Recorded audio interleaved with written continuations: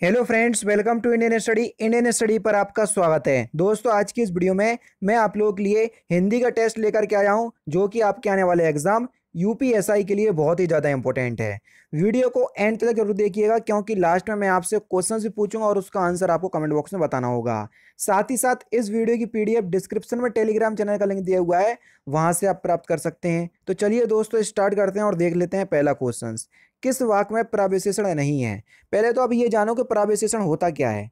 विशेषण की विशेषता बताने वाले शब्दों को प्रविशेषण कहते हैं। ये तो आपकी डेफिनेशन हो गई, लेकिन अगर आपको मैं प्रैक्टिकली समझाऊं, जैसे मैंने आपको लिख दिया राधा सुंदर है, राधा सुंदर है, तो राधा हो गया आपका संज्ञा, सुंदर विशेषण, ठीक है। लेकिन इसी सेंटेंस को मैंने आपको ये सामने ऐसा लिख दिया कि राधा बहुत सुंदर है। क्या सर?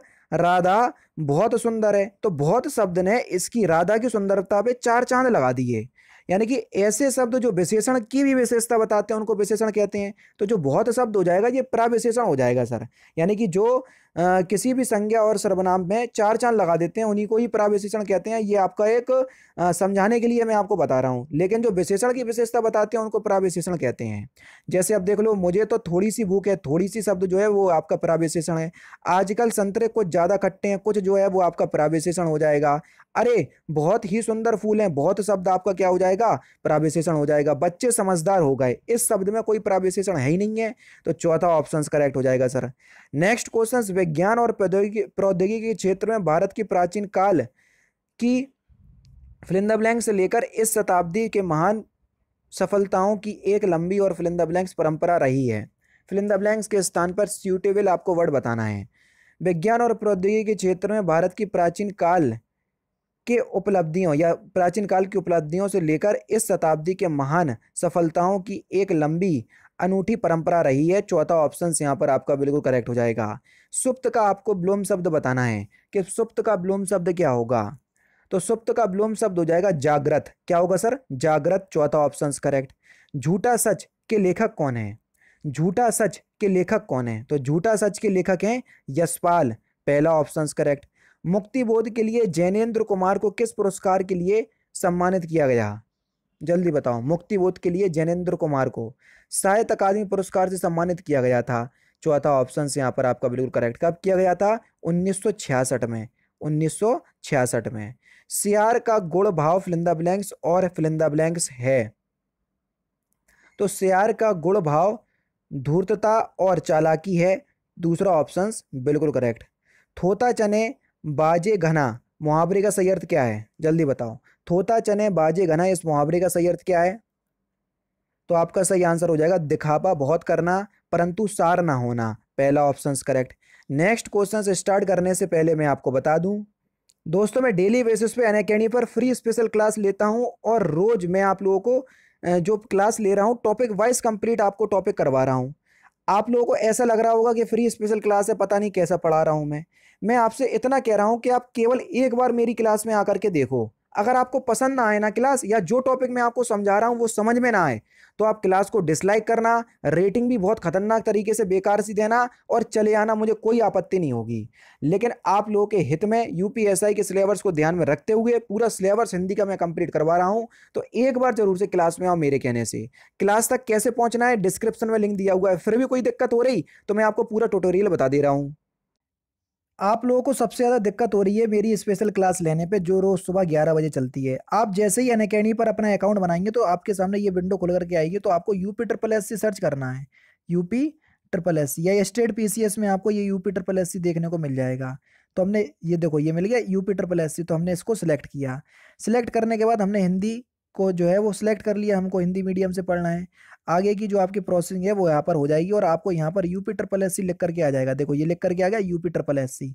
अब UP triple S C category में आपको कुछ नहीं करना, आपको जाना है ये सर्च पे और यहाँ पर आपको मेरा नाम सर्च करना है। मेरा नाम है तारिक सरवर, TARIQ, तारिक सरवर, ये मेरा नाम है। तो देखो मैं आपको वहां पर दिख जाऊंगा, ये दिख गया मैं, ठीक है। यहाँ पर जैसे ही आप करोगे तो आपके सामने इसको आप क्लिक करोगे तो मेरी सारी क्लासेस आपके सामने आ जाएंगी, जो आगामी क्लास होंगी वो भी आ जाएंगी। देखो ये सारी क्लासेस आ गई।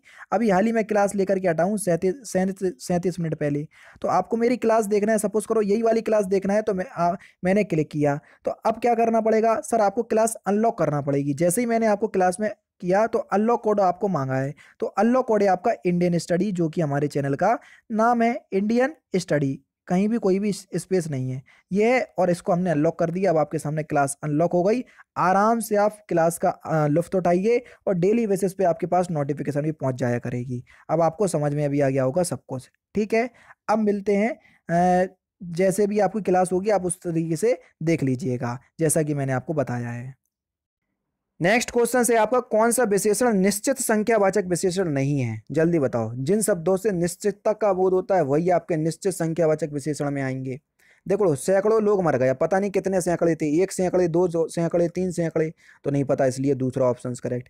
हिंदी वर्तनी के आधार पर सही वाक्य का चयन करना है। वर्तनी के आधार पर, जल्दी बताइए सर। तुम इसके दाम देते जाओ, चौथा ऑप्शन बिल्कुल करेक्ट। मैंने आम ले लिया है, इसका बहुवचन बताओ। तो मैंने आम ले लिए हैं, पहला ही ऑप्शन करेक्ट होगा। दिए गए विकल्पों में से सही वाक्य का चयन कीजिए। क्वेश्चन नंबर 11, सही वाक्य आपको बताना है। तो सही आंसर हो जाएगा 3 नगरों के नाम बताइए, तीसरा ऑप्शन करेक्ट। मिलजुल मन किसकी रचना है? मिलजुल मन किसकी रचना है? तो ये मृदुला गर्ग की रचना है, पहला ऑप्शन करेक्ट। नेक्स्ट क्वेश्चन, यह कथा उस समय की है जब लंका जाने के लिए भगवान श्री राम ने सेतु फिल इन द ब्लैंक्स के पूर्व समुद्र तट पर शिवलिंग फिल इन द ब्लैंक्स किया था। तो आपका सही आंसर क्या हो जाएगा? यह घटना या यह कथा उस समय की है जब लंका जाने के लिए भगवान श्री राम ने सेतु निर्माण के पूर्व समुद्र तट पर शिवलिंग स्थापित किया था, तीसरा ऑप्शन बिल्कुल करेक्ट। लाल पीला होना इस मुहावरे का सही अर्थ क्या है?